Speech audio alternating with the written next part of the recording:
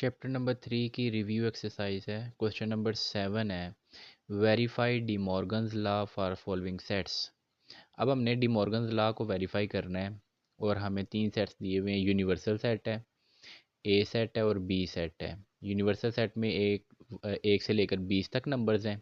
ए में हमारे पास even numbers हैं 2 4 6 8 10 और 20 तक। और बी सेट में हमारे पास ऑड नंबर्स हैं 1 3 5 7 9 16 19 तक। डी मॉर्गन लॉ आपने जो है वो एक्सरसाइज 3.2 में भी एक क्वेश्चन किया है।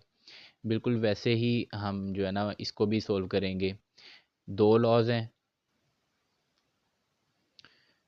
ये दो लॉज हैं कि अगर ए यूनियन बी का होल कॉम्प्लीमेंट लें तो वो इक्वल होता है A complement intersection B complement के। और दूसरा लॉ है कि अगर हम ए इंटरसेक्शन बी का होल कॉम्प्लीमेंट लें तो वो इक्वल होता है A complement union B complement के। ये दोनों हमने वेरीफाई करने हैं। सबसे पहला जो है ना वो कर लेते हैं। पहला डी मॉर्गन लॉ जो कि यूनियन वाला है, तो लेफ्ट हैंड साइड लेंगे सबसे पहले इसकी, ए यूनियन बी का होल कॉम्प्लीमेंट ये आ गया।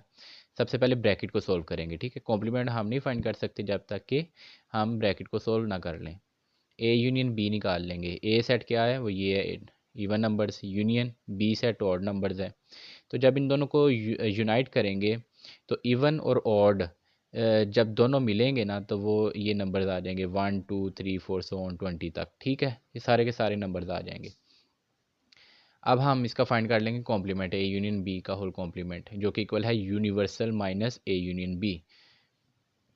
यूनिवर्सल सेट हमारे पास ये है नंबर्स 1 से लेकर 20 तक, माइनस ए यूनियन बी वो हमने ये फाइंड किया है, ये हो गया। अभी देखें ये दोनों सेट सेम सेट्स हैं ना, तो जब दोनों को माइनस करेंगे तो नल सेट आ जाएगा, ठीक है।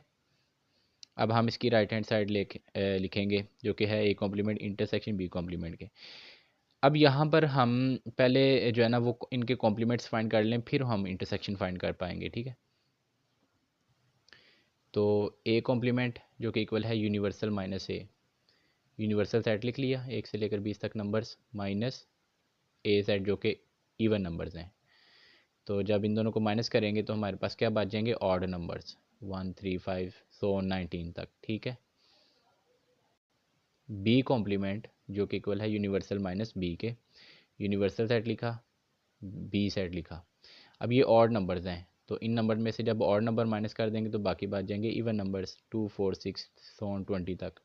तो ये आ गया बी कॉम्प्लीमेंट। अब हम इन दोनों का इंटरसेक्शन फाइंड कर लेंगे, A complement intersection B complement, A complement intersection B complement. अब यहाँ पर अगर ध्यान करें तो ये हैं ऑड नंबर्स और ये हैं इवन नंबर्स, तो इन दोनों का इंटरसेक्शन क्या होगा, दोनों में कोई भी नंबर कॉमन नहीं है तो वो नल सेट होगा।